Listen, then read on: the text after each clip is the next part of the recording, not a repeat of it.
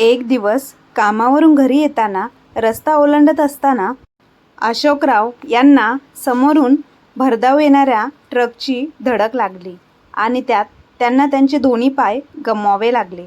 त्यामुळे त्यांना नाईलाजाने कामामधून निवृत्ती घ्यावी लागली. वडिलांच्या निवृत्तीची बातमी ऐकून दोन्ही थोरली मुलं एकमेकांशी वाद घालू लागली की बाबांना मी माझ्या घरी ठेवून घेणार. दोघेही पैशांच्या लालसेपोटी बापाला आपल्यासोबत ठेवायला तयार होते, पण म्हाताऱ्या आशाताईंना आपल्याजवळ ठेवायला कोणीही तयार नव्हतं. त्यांचा धाकटा मुलगा जो परिस्थितीने खूप गरीब होता, त्याने आशाताईंना स्वतःजवळ ठेवले. मोठ्या मुलाने जेव्हा निवृत्तीचा सर्व पैसा हडप केला, त्यानंतर वडील त्याच्यासाठी ओझे झाले. अखेर दोन्ही मुलं मिळून वडिलांना धाकट्या भावाच्या घरी सोडायला गेले.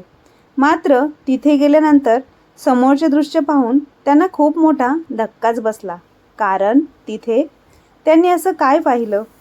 आज आशाताईंचं हृदय सकाळपासूनच जोरजोरात धडकत होतं. अगदी तसंच जणू काय काहीतरी वाईट घडणार आहे. त्यांना सारखे सारखे अंगावर काटे येत होते. कधी त्या खोलीमध्ये फेऱ्या मारत होत्या, तर कधी दारापाशी जाऊन उभ्या राहायच्या. अशोकराव घरी येण्याची वेळ झाली होती, परंतु ते अजूनही ऑफिसवरून घरी परत आले नव्हते. आशाताईंची नजर वारंवार घड्याळाकडे जात होती, ज्यामध्ये संध्याकाळचे 6 वाजले होते. अशोकराव 5 वाजण्याच्या सुमारास नेहमी घरी परत यायचे, परंतु आज त्यांचा काहीच पत्ता नव्हता. सकाळपासूनच आशाताई खूप अस्वस्थ होत्या आणि आता तर त्यांच्या मनात वाईट विचार येऊ लागले. त्यांनी आपला मोबाईल फोन हातात घेतला आणि अशोकराव यांना फोन लावला, परंतु बराच वेळ झाला तरी कोणीही फोन उचलला नाही.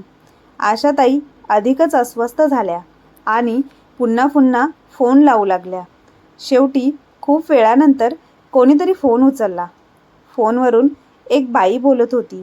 तिने सांगितलं की ती हॉस्पिटलची नर्स आहे. तिच्या सांगण्यानुसार अशोकराव हॉस्पिटलच्या बेडवर रक्ताच्या थारोळ्यात पडले आहेत. त्यांच्यासोबत कोणीही नाही. कोणीतरी त्यांना स्ट्रेचरवर झोपवून तिथे सोडून गेलं आहे. त्यांच्यासोबत एक बॅग होती, ज्याच्यामध्ये हा फोन होता. बराच वेळ फोन वाजत होता, म्हणूनच नर्सने तो उचलला होता. हे ऐकताच आशाताईंच्या पायाखालची जमीनच सरकली. त्या घरामध्ये एकट्याच होत्या. फोन त्यांच्या हातातून निसटून खाली पडला. त्या सोफ्यावर बसल्या, कारण त्यांच्या डोक्याने काम करणं बंद केलं होतं. मग जेव्हा आशाताई थोड्या शुद्धीत आल्या, तेव्हा थरथरत्या हाताने आशाताईंनी एक एक करून मुलांना फोन लावला आणि नवऱ्याच्या अपघाताची बातमी सांगितली. दोन्ही मोठ्या मुलांनी सरळ सांगितलं की ते ऑफिसमध्ये बिझी आहेत. आता ऑफिसमधून बाहेर पडणं त्यांना खूप अवघड आहे. त्यांनी त्यांच्या धाकट्या मुलाला विजयला सांगितलं, तेव्हा तो लगेच म्हणाला, आई तू तयार राहा, दाराला कुलूप लावून उभी राहा, मी लगेच तुझ्याकडे येतो, तू अजिबात घाबरू नको, मी आलोच. हे ऐकताच आशाताईंना थोडा धीर आला. त्यांनी दाराला कुलूप लावलं आणि बाहेर येऊन उभ्या राहिल्या. 15 मिनिटांमध्येच विजय मोटरसायकल घेऊन आला. आईला मागे बसवून तो तिला सरकारी हॉस्पिटलमध्ये घेऊन गेला. त्या हॉस्पिटलचा पत्ता नर्सने आशाताईंना सांगितला होता. थोडा वेळ इकडे तिकडे शोधाशोध केल्यानंतर एका स्ट्रेचरवर अशोकराव त्यांना दिसले. आत्तापर्यंत त्यांच्यावर कोणतेही उपचार सुरू झाले नव्हते, कारण त्यांच्यासोबत कोणीच नव्हतं. सरकारी दवाखान्यात अनेकांनी त्यांना पाहिलं, पण दुर्लक्षित केलं. जेव्हा नवऱ्याला रक्ताच्या थारोळ्यात पडलेलं पाहिलं, तेव्हा आशाताईंना खूप मोठा धक्का बसला. त्या जोरजोराने आरडाओरडा करू लागल्या. थोड्या वेळानंतर डॉक्टर आले आणि त्यांच्यावर उपचार सुरू झाले. काही लोकांकडून समजलं की अशोकराव ऑफिसच्या बाहेरचा रस्ता ओलांडत होते, जेणेकरून घरी जाण्यासाठी गाडीत बसू शकतील. त्याचवेळी वेगाने येणाऱ्या ट्रकने त्यांना धडक दिली. त्या धडकेमुळे त्यांच्या डोक्याला जबर दुखापत झाली होती. दुर्दैवाने ते दुसऱ्या एका गाडीखाली गेले आणि त्यांच्या दोन्ही पायावर ती गाडी गेली. त्यामुळे त्यांचे दोन्ही पाय निकामी झाले होते.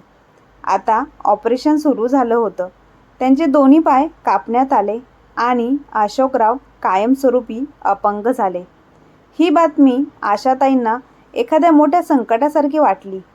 त्या पूर्ण वेळ देवासमोर हात जोडून उभ्याच होत्या. त्यांच्या डोक्यावरून नवऱ्याची सावली हलू नये अशीच त्यांची प्रार्थना होती आणि ती प्रार्थना देवाने ऐकली पण.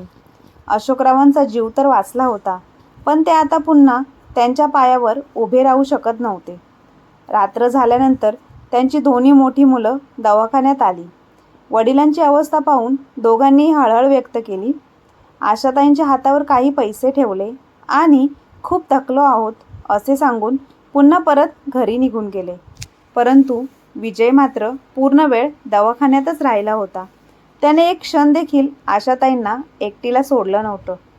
त्याचं एक छोटंसं दुकान होतं जे त्याच्या घराला लागूनच होतं. त्याने ते दुकान बायकोच्या हवाली केलं होतं आणि स्वतः वडिलांच्या सेवेत रुजू झाला होता. तर मोठी दोन्ही मुलं अगदी सुशिक्षित आणि चांगली नोकरी करणारे होते. त्यामुळेच त्यांनी ऑफिसमध्ये खूप काम आहे आणि खूप थकलो आहोत असा बहाणा सांगून वडिलांच्या कर्तव्यातून स्वतःची सुटका करून घेतली होती. एक आठवडा अशोकराव दवाखान्यातच राहिले आणि त्या एक आठवड्यात विजयने त्यांची खूप सेवा केली. मग जेव्हा त्यांना दवाखान्यातून डिस्चार्ज मिळाला तेव्हा विजय त्यांना स्वतःच्या घरी घेऊन गेला.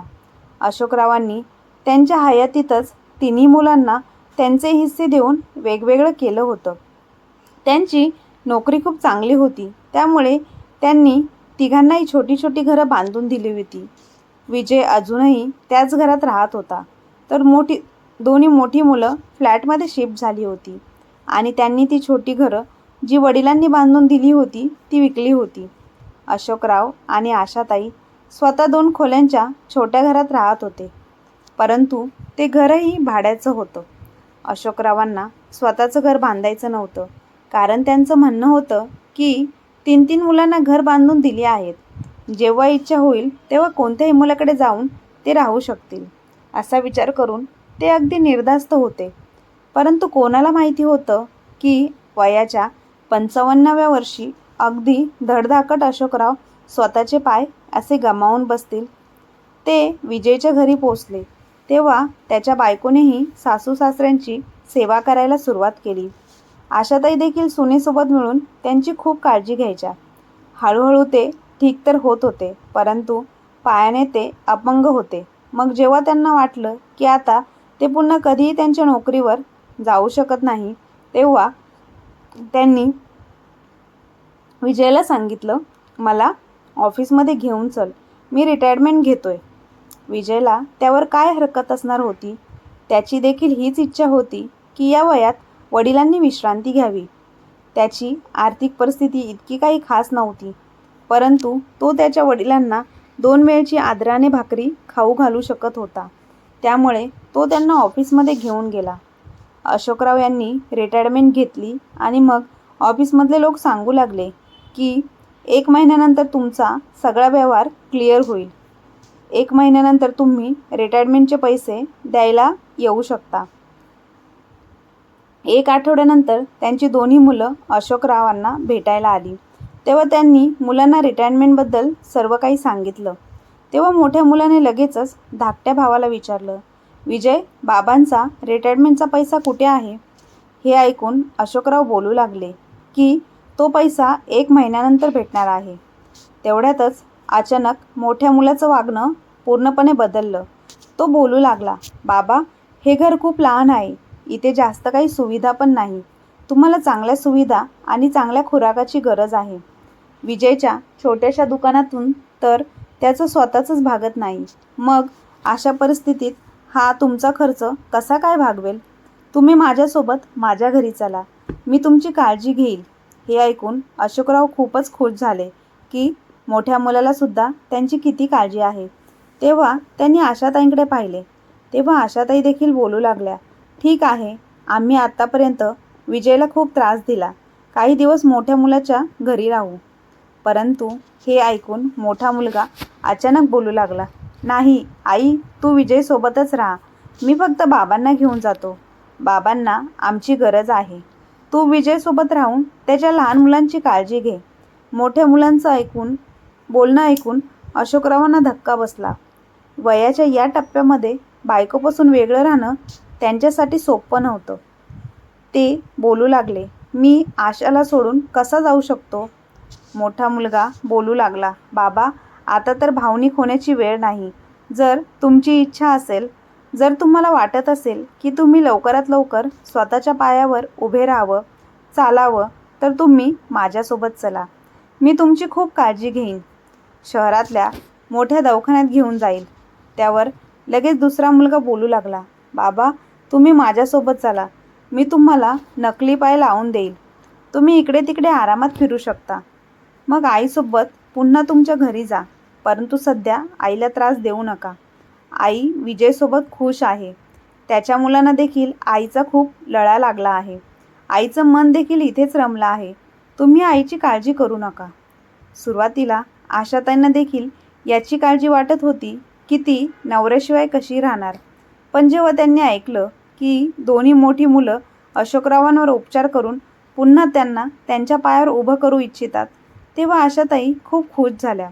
आशाताईंनीच अशोकरावांना समजावलं, उपचार झाल्यानंतर आपण पुन्हा आपल्या घरी जाऊ. ही सगळी आपलीच मुलं आहेत. मी मुलांसोबत इथे राहील. तुम्ही अजयच्या मुलांसोबत तुमचं मन रमवा. काही महिन्यांची तर गोष्ट आहे. अशोकराव आशाताईंनी खूप आग्रह केल्यामुळे तयार झाले. परंतु मग दोन्ही मोठ्या मुलांमध्ये भांडण सुरू झालं. एक बोलत होता की बाबांवर उपचार मी करेल, तर दुसरा बोलत होता बाबांवर उपचार मी करेन. त्यांचं बोलणं ऐकून अशोकराव हसत म्हणाले, बघ आशा, मी किती नशीबवान आहे की माझी मुलं माझ्यावर उपचार करण्यासाठी आपापसामध्ये भांडत आहेत. अशोकरावांना वाटत होतं की त्यांची मुलं त्यांच्या प्रेमापोटी हे सर्व बोलत आहे. परंतु त्यांच्या मनामध्ये काय चालू आहे हे तर देवालाच ठाऊक होतं. शेवटी मोठ्या मुलाचा यामध्ये विजय झाला आणि त्याच्या पैशांच्या जोरावर तो अशोकरावांना त्यांच्या घरी घेऊन गेला. अशोकराव तिकडे गेल्यानंतर आशाताई खूप उदास झाल्या होत्या. परंतु विजय आणि त्याच्या बायको मुलाने त्यांना अजिबात एकटीला सोडलं नाही. प्रत्येक वेळी आईची काळजी घ्यायची. ते प्रत्येक वेळेस त्यांच्या सोबत राहायचे. विजयची मुलं देखील खूप सभ्य आणि संस्कारी होती. त्यांच्याकडे पैसा नव्हता, पण ते खूप प्रेमळ आणि संस्कारी मुलं होती. नातवंड आजीची खूप काळजी घ्यायची. तिच्यावर खूप प्रेम करायची. 2 दिवसात आशाताईंचं मन तिथे रमलं. परंतु दुसरीकडे अशोकराव मोठ्या मुलाच्या घरी जाऊन काळजीत पडले. मोठा मुलगा अजय, त्याच्या बायकोचा स्वभाव खूप खराब होता. ती तर सासऱ्याला पाहून एकदमच रागात म्हणाली होती की तुम्ही बाबांना इथे का घेऊन आलात? ते विजयच्या घरीच तर ठीक होते. अजयने बायकोला इशाऱ्याने गप्प राहायला सांगितलं आणि बापाला एका छोट्याशा स्टोरूमच्या खोलीत टाकलं.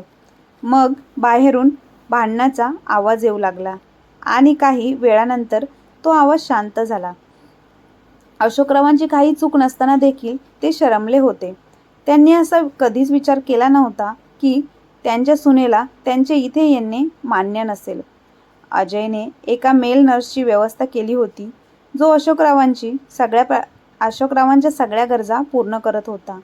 परंतु त्यांना त्यांच्या खोलीतून बाहेर पडण्यास सक्त मनाई होती. ते पूर्ण दिवस खोलीमध्ये बंद असायचे. कित्येकदा ते अजयसोबत बोलले देखील की मला खोलीच्या बाहेर यायचं आहे, परंतु तो स्पष्ट नकार द्यायचा आणि तो वडिलांना बोलायचा, बाबा, तुमच्या सुनेचा मूड जरा खराब असतो, त्यामुळे तुम्ही खोलीतच आराम करत राहा. अशोकराव तिथल्या त्या वातावरणाला खूपच घाबरून गेले. ते प्रत्येक वेळेला फक्त उदासच असायचे. ते फक्त फोनवर आशाताईंशी बोलायचे. आशाताईंचे बोलणे ऐकून ते काहीच बोलत नव्हते, कारण त्यांना अंदाज आला होता की विजयच्या घरी त्यांची बायको खूप खुश आहे. त्यामुळेच अशोकरावांनी त्यांची समस्या कधीही आशाताईंना सांगितली नाही. कित्येक वेळा आशाताईंनी त्यांना विचारलं देखील होतं की अजय आणि त्याची बायको तुमची काळजी तर घेतात ना? तेव्हा अशोकराव खोटे बोलून फोनवर हसत सांगायचे, हो, दोघेही माझी खूप काळजी घेतात. मला खूप आनंदात ठेवतात. जेव्हा आशाताई अशोकरावांना अजयच्या मुलांबद्दल विचारायच्या तेव्हा अशोकरावांचा चेहरा लगेच फिका पडायचा. कारण अजयच्या दोन्ही मुलांनी अजून त्यांच्या खोलीत पाऊल देखील ठेवलं नव्हतं. अजय तिकडे सगळ्यांना सांगून वडिलांना स्वतःच्या घरी तर घेऊन आला होता, परंतु तो अजूनपर्यंत वडिलांना एकदाही दवाखान्यात घेऊन गेला नव्हता की अजूनपर्यंत वडिलांवर कोणतेही उपचार सुरू केले नव्हते. अशा प्रकारे हळूहळू दिवस निघून जात होते. महिना पूर्ण झाला तेव्हा त्यांचा मुलगा विचारू लागला की बाबा, ऑफिसमधून रिटायरमेंटचा पैशाचा चेक कधी मिळेल? त्यावर अशोकराव त्याला म्हणाले, ऑफिसमध्ये जाऊन घेऊन यावं लागेल. 30 तारखेला बोलावलं होतं त्यांनी. हे ऐकून अजय खूप खुश झाला आणि बोलू लागला, बाबा, 30 तारीख तर उद्या आहे. मी तुमच्या वतीने जाऊन चेक घेऊन येतो किंवा तुम्हाला देखील सोबत घेऊन जाईल. त्यावर अशोकराव बोलू लागले, मी ऑफिसमध्ये फोन करेल बाळा, तू चेक घेऊन ये. त्यांनी तसेच केले. अशोकरावांनी ऑफिसमध्ये फोन करून सांगितलं की माझा मोठा मुलगा चेक घ्यायला येईल. परंतु नशिबाचा खेळ असा झाला की ऑफिसवाल्यांनी अजून 1 महिना वाढवला होता. ते म्हणाले काही समस्यांमुळे हिशोब क्लिअर होऊ शकला नाही. हे ऐकून अजयच्या चेहऱ्यावरचा रंगच उडाला, कारण त्याला अजून 1 महिना त्याच्या वडिलांना स्वतःच्या घरी सहन करावं लागणार होतं. कसंबसं कटकट करून 1 महिना निघून गेला आणि मग 25 लाखाचा चेक अजयच्या हातात आला. त्याची इच्छा पूर्ण झाली. त्याला अजून काय पाहिजे होतं? त्याच पैशामुळे तो स्वतःच्या बापाला घरी घेऊन आला होता. त्यानंतर त्याने वडिलांना सांगितलं, बाबा, मला चेक मिळाला आहे. परंतु त्याने चेक वडिलांना दिला नाही आणि अशोकरावांना सांगू लागला, बाबा, मी त्याची कॅश करून घेऊन येतो, तुम्ही टेन्शन घेऊ नका. त्यावर अशोकराव त्याला बोलू लागले, बाळा, आता लगेच त्याची रोख रक्कम करून घेऊ नकोस. अकाउंटमध्येच राहू देत सध्या पैसे. नंतर माझ्या उपचारामध्ये गरज पडेल. त्यावर अजय उत्तर देत बोलला, नाही बाबा, मी पैसे घरी आणून तुमच्या हातात देईल आणि मग थोडे थोडे करून ते पैसे आपण उपचारासाठी वापरू. तसंही तुमच्यावर उपचार तर मी करूनच घेईल. हे सर्व पैसे तुमचेच तर आहेत ना बाबा. असं बोलून अजयने वडिलांना निर्धास्त केलं आणि मग दुसऱ्या दिवशी सकाळी जेव्हा तो बँकेतून घरी परत आला तेव्हा त्याच्या कपाळावरून रक्त वाहत होतं. रडत रडत येऊन अजय बाबांसमोर बसला आणि बोलू लागला, बाबा, मी बँकेतून सर्व कॅश घेऊन घरी येत होतो आणि अचानक पाठीमागून माझ्या डोक्यावर कोणीतरी जोरदार वार केला आणि माझ्या हातातील पैशांनी भरलेली बॅग घेऊन तो चोर पळून गेला. माहिती नाही त्यांना कसं समजलं की माझ्याकडे इतकी कॅश आहे. मला धाक दाखवून सर्व काही लुटून नेलं. मी त्यांना विरोध केला तेव्हा त्यांनी डोक्यात इतकं जोरात मारलं की माझं डोकं फुटलं. मुलाच्या कपाळातून रक्त वाहताना पाहून अशोकरावांचा जीव तळमळ करू लागला आणि ते बोलू लागले, बाळा, तू माझ्यासोबत मारामारी का केलीस? बाळा, तू त्यांच्यासोबत मारामारी का केलीस? मला तुझ्या जीवापेक्षा पैसे महत्त्वाचे नव्हते. मुलाची ती अवस्था पाहून त्यांना खूप काळजी वाटत होती. ते त्याच्यासाठी प्रार्थना करू लागले आणि देवाचे आभार मानू लागले की मुलाचा जीव वाचवला. त्यांना या गोष्टीची अजिबात खंत नव्हती की त्यांचे 25 लाख रुपये गेले. त्यांना तर या गोष्टीचा आनंद होता की त्यांचा मुलगा अगदी सुखरूप त्यांच्या डोळ्यासमोर बसला होता. हा सगळा प्रकार झाल्यानंतर अजय त्याच्या रूममध्ये गेला. परंतु त्याच रात्री अशोकरावांना बाहेरून काही आवाज ऐकू येऊ लागले. घरामध्ये खूपच शांतता होती आणि आज रात्रीचं औषधही त्यांनी घेतलं नव्हतं, त्यामुळे ते जागेच होते. कदाचित बाहेरच्या लोकांना याबद्दल माहिती नव्हतं. तो आवाज अजयच्या बायकोचा होता आणि ती बोलू लागली, आता तर बाबांचे पैसे तुम्हाला मिळाले आहेत ना, मग आता यांना माझ्या डोक्यावर बसून ठेवलं आहे तुम्ही. विजयच्या घरी किंवा दुसऱ्या भावाच्या घरी सोडून द्या यांना. त्यांनाही खूप हौस होती ना बाबांना स्वतःच्या घरी घेऊन जायची. मी तर म्हणते की उद्याच फोन करून त्याला बोलावून घ्या आणि सांगा की बाबांना घेऊन जा. आपली जबाबदारी पूर्ण झाली आहे. त्यावर अजय बोलू लागला, 2-3 दिवस तरी थांब. जर मी असं केलं तर बाबांना खात्री पटेल की मी त्यांना पैशासाठी घेऊन आलो होतो. खूप मुश्किलीने मी खोटं सांगितलं आहे की पैसे चोर घेऊन गेले. हे सर्व ऐकून अशोकरावांच्या डोक्यावर आभाळच कोसळलं. त्यांनी कधीच विचार केला नव्हता की त्यांचं स्वतःचं मूल असं खोटं बोलेल. स्वतःचा पोटचा मुलगा स्वतःच्या बापाचा असा घात करेल. पैशांच्या लालसेपोटी स्वतःच्या बापाचा वापर करून घेईल. अशोकरावांच्या डोळ्यातून अश्रू वाहू लागले. मनातून त्यांना खूप वाईट वाटत होतं, पण त्यांनी तोंडाने शिव्याशाप दिले नाहीत. दुसऱ्या दिवशी त्यांच्या सुनेने अजयच्या दुसऱ्या भावाला फोन करून बोलावलं. तोही तिथे आला. तेव्हा अजय बोलू लागला, बाबांना तुझ्या घरी ठेव. 1 महिना मी सांभाळला आहे, आता 1 महिना तू सांभाळ, मग त्यानंतर विजयची बारी येईल. हे ऐकून अजयचा भाऊ बोलू लागला, बाबांच्या रिटायरमेंटच्या पैशाचं काय झालं दादा? त्यावर अजय उत्तर देत बोलला, ते तर मी बँकेतून घेऊन येत होतो, तेव्हा चोरांनी ते पैसे पळवून नेले. हे ऐकून त्याचा भाऊ जोरजोरात हसू लागला. तो म्हणाला, तुझ्या या शब्दांनी बाबांना तू मूर्खात काढू शकतो, वेड्यात काढू शकतोस, पण मी वेडा नाही. मला चांगलंच ठाऊक आहे की काहीही चोरी वगैरे झाली नाही. तूच पैसे इकडे तिकडे केले असशील. बाबांना तर तू यासाठीच इथे घेऊन आला होतास. हे ऐकून अजय खूप चिडला. तो बोलू लागला, मग तू बाबांना का घेऊन जाणार होतास? पैशांसाठीच ना? त्यानंतर त्याचा भाऊ जरा हडबडला आणि बोलू लागला, नाही नाही, मला तर बाबांची सेवा करायची होती. त्यावर अजय रागात म्हणाला, मग ठीक आहे, जा बाबांना घेऊन जा, भरपूर सेवा कर. पैसे गेले तर काय झालं, बाबा आहेत ना. त्यावर त्याचा भाऊ थोडा विचार करून बोलू लागला, मी नक्कीच घेऊन गेलो असतो, पण माझी बायको आहे, ती यासाठी अजिबात तयार होणार नाही. मी तिला सांगितलं होतं की तुम्ही लोकांनी बोलावलं आहे. तेव्हा ती त्याच वेळेला बोलू लागली की मी तुझ्या वडिलांची सेवा करू शकत नाही. तुम्हाला तर माहिती आहे ना, माझी बायको नोकरी करणारी आहे, ती बाबांची काळजी कशी घेणार? अजयच्या भावाने स्वतःचे हात एकदमच वर केले होते. स्वतःच्या खोलीत अंथरुणावर पडून अशोकराव बाहेरून मुलांचा मोठा आवाज अगदी व्यवस्थितपणे ऐकत होते आणि त्यांच्या डोळ्यातून अश्रू वाहत होते. त्यांनी कधीच विचार केला नव्हता की आयुष्यात ते असा दिवस पाहतील, ज्या मुलांसाठी त्यांनी त्यांचं तारुण्य घालवलं, त्यांची सर्व जमापुंजी वापरून मुलांना घर बांधून दिलं, तीच मुलं त्यांच्या अपंगत्वावर त्यांचा वापर करत होती. अशोकरावाच्या दुसऱ्या मुलाने स्पष्ट नकार दिला होता की तो अशोकरावांना घेऊन जाणार नाही. आणि दुसरीकडे अजय रागात होता, मग मी बाबांचं काय करू? जेव्हा भांडण खूप वाढू लागलं तेव्हा अशोकराव खोलीतूनच जोरात ओरडत बोलू लागले, मला विजयच्या घरी सोडा, मला माझ्या धाकट्या मुलाच्या घरी जायचं आहे. तसंही माझी बायको आशा तिथेच आहे, मला तुम्हा दोघांची गरज नाही. दोघा मुलांचा त्रास बापाने स्वतःच संपवला होता. त्या दोघांनी वडिलांकडे एक नजर टाकली आणि त्यांना गाडीत बसवलं. दोघेही विजयच्या घरी पोहोचले, जेणेकरून वडिलांना पुन्हा एकदा विजयच्या खांद्यावर टाकू शकतील.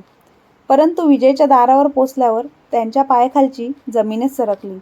विजयच्या दाराजवळ त्यांचं एक छोटंसं दुकान असायचं, पण त्या 2 महिन्यात ते दुकान एका खूप मोठ्या सुपरमार्केटमध्ये रूपांतरित झालं होतं. त्या 2 महिन्यात झालेल्या त्या बदल्याने दोन्ही भाऊ अगदी हैराण झाले होते. दोघे अगदी आश्चर्यचकित होऊन गाडीतून खाली उतरले. गाडीतून खाली उतरून अशोकरावांना घेऊन आतमध्ये गेले. तेव्हा विजयने देखील पाहिलं. तो देखील दुकान सोडून त्याच्या घरात आला. बाबांना नमस्कार केला, त्यांना पलंगावर बसवलं आणि त्यांची चौकशी करू लागला. वडिलांनी अगदी पाणवलेल्या डोळ्यांनी विजयकडे पाहिलं. हा तोच मुलगा होता जो अभ्यासामध्ये अगदीच ढ होता. त्याला विसरण्याचा आजार होता. सर्व छोट्या छोट्या गोष्टी तो विसरून जायचा, त्यामुळेच तो कधीही पास होऊ शकला नाही. या गोष्टींवरून अशोकराव नेहमी त्याला रागवायचे आणि ओरडायचे. पण आज तोच मुलगा त्यांना सांगत होता की सगळं काही विसरून देखील त्याने आपल्या आईवडिलांचे संस्कार विसरले नव्हते. त्याला हिशोब लक्षात होता की नाही माहीत नाही, पण हे नक्कीच माहिती होतं की अशोकराव त्याचे वडील आहेत, त्यांची काय स्थिती आहे आणि त्यांची सेवा करायला पाहिजे. त्याची ती झुकलेली नजर, त्याचा तो आदर पाहून अशोकरावांना रडूच कोसळलं. त्यांनी एक नजर त्यांच्या सुशिक्षित मुलांकडे टाकली, ज्यांनी आज समाजात एक उच्च स्थान तर प्राप्त केलं होतं, पण वडिलांच्या नजरेतून दोघेही अगदीच खाली उतरले होते. दोन्ही मोठी मुलं अगदी हैराण होऊन विजयला विचारू लागली, तुझं छोटंसं दुकान इतकं मोठं कसं झालं? आणि हे घरामध्ये फर्निचरचं काम देखील सुरू केलं आहेस, सगळं ठीक आहे ना विजय? कुठे दरोडा टाकला नाहीस ना? हे ऐकून विजयच्या चेहऱ्यावर हलकंसं हसू आणून बोलू लागला, अरे नाही दादा, दरोडा का टाकू? खूप वर्षापासून मी पैसे वाचवायला सुरुवात केली होती. फक्त तेच पैसे जमा झाले आणि मग देवानेही आशीर्वाद दिला. जेव्हापासून आई घरी आली आहे, आमचे दिवसच बदलले. छोट्या दुकानात इतकी गिऱ्हाईक येऊ लागली की मी स्वतः हैराण झालो. मी थोडी हिंमत केली, जमापुंजी लावून मोठे दुकान सुरू केले. ते दुकान देखील खूप चालू लागले आणि या परिसरात दूरपर्यंत कोणतेही मोठे दुकान नव्हतं. त्यामुळे दूरवरचे गिऱ्हाईक देखील इथेच येऊ लागले. एका महिन्यातच माझं नशीब पालटलं. परंतु हे सर्व आईच्या प्रार्थनेचं फळ आहे. नाहीतर मी तर खूप वर्षापासून मेहनत करत होतो. माझ्या आईची पावलं माझ्यासाठी खूपच नशीबवान ठरली. अगदी प्रेमाने आणि आदराने तो स्वतःच्या आईकडे पाहत होता. ते सर्व ऐकून दोन्ही भाऊ अगदी गप्पच झाले. मग विजय देखील गप्प. अशोकरावांनी विजयच्या डोक्यावर हात ठेवून तुझी अशीच प्रगती होत राहो असा आशीर्वाद दिला. ते बोलू लागले, तू पूर्ण आयुष्य फक्त आणि फक्त आनंदच पाहशील ही माझी मनापासून प्रार्थना आहे. त्यानंतर मोठ्या दोन्ही मुलांना असं वाटलं की जणू त्यांच्या छातीत कोणी खंजीर खुपसला आहे. ते दोघेही शांतपणे परत जायला निघाले. अशोकरावांनी त्यांना ना पैशाबद्दल विचारले ना त्यांना त्या पैशाची गरज होती. परंतु त्यांच्या डोळ्यासमोरून तो पडदा बाजूला झाला होता जो आजपर्यंत कित्येक वर्षापासून त्यांच्या डोळ्यावर होता. ज्या मुलांना ते अगदी संस्कारी आणि चांगले समजत होते, वेळ आल्यावर समजलं होतं की ते दोघेही किती नालायक निघाले. त्यांची दोन्ही मुलं तिथून निघून गेली. विजयने वडिलांना मिठी मारली आणि वडिलांवर विजयने लगेचच उपचार सुरू केले. आणि मग त्याने एका फाउंडेशनकडून मदत घेतली. तेव्हा वडिलांच्या कृत्रिम पायाची देखील व्यवस्था झाली. एका शस्त्रक्रियेनंतर अशोकरावांना नकली पाय लागले. ते मुलासोबत त्याच्या सुपरमार्केट दुकानात मदतीला लागले. विजय अनेकदा त्यांना आराम करायला सांगायचा, परंतु ते नकार द्यायचे. मुलाला आपला उपयोग झाला आहे यामुळे त्यांना खूप आनंद वाटायचा. आशाताई देखील आपल्या सुनेसोबत आणि नातवासोबत खूप खुश होत्या. परिस्थिती हळूहळू बदलत गेली. त्यांचं घर मोठं झालं, परंतु जर काही बदललं नव्हतं तर ते होते विजयचे संस्कार. तो अजूनही वडिलांसमोर कधीही नजर वर करत नव्हता.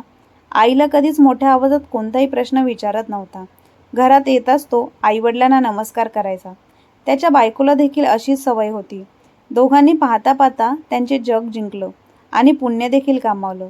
तर इकडे दोन्ही भाऊ सर्व काही कमावून देखील कंगाल झाले होते, कारण ते दोघेही त्यांच्या आईवडिलांच्या आशीर्वादापासून वंचित होते. त्यांनी लाख पैसा कमावला, परंतु आयुष्यातील आईवडिलांची उणीव भरून काढू शकले नाही. हळूहळू ते दोघे अगदी असमाधानी अशा आयुष्यात प्रवेश करत होते. त्यांची मुले त्यांच्याच पावलावर पाऊल ठेवू लागली. त्यांची मुले ना त्यांचा आदर करत होती ना त्यांची काळजी घेत होती. आता त्यांना त्यांच्या चुकीची जाणीव होऊ लागली. एकदा त्या दोघांनी आईवडिलांकडून त्या माफीही मागितली होती आणि आईवडिलांनी त्यांना माफ देखील केलं होतं. परंतु आईवडिलांच्या मनातून जो आशीर्वाद निघतो तो कुठे ना कुठं आपलं नशीब बदलूनच टाकतो. परंतु आपण त्यांना फक्त वेदना आणि दुःख दिले तर त्यांचा तळतळाट आपलं नशीब अगदी बर्बाद करून टाकते. खास करून अशोकरावांच्या मनाला मुलांच्या वागण्यामुळे अतिशय दुःख झाले होते आणि त्यांच्या दुःखामुळे आणि वेदनेमुळे दोन्ही मुलांच्या जीवनाची शांती हिरावून घेतली होती. आईवडील जाणून मोजून मुलांना कधीही शिव्याशाप देत नाही ना तोंडातून काही मुलासाठी वाईट बोलतात. परंतु जेव्हा त्यांच्या मनातून वेदना निघते तेव्हा त्या वेदनेतून मुलं कधीही वाचू शकत नाही. त्यामुळे प्रत्येकाने स्वतःच्या आईवडिलांची काळजी घ्यावी. कोणतंही असं काम करू नये त्यामुळे त्यांची हाय लागेल. तर मित्रांनो, तुमच्या जीवनात तुमच्या आईवडिलांचा आशीर्वाद कसा महत्त्वाचा ठरला आहे आणि त्याचा तुमच्या आयुष्यावर काय प्रभाव पडला आहे तो तुमचा अनुभव कमेंटमध्ये नक्की सांगा. आणि मित्रांनो, आजची कथा तुम्हाला कशी वाटली कमेंट बॉक्समध्ये नक्की कळवा. आणि कथा आवडली असल्यास आपल्या चॅनलला लाईक, शेअर, सबस्क्राईब नक्की करा. धन्यवाद.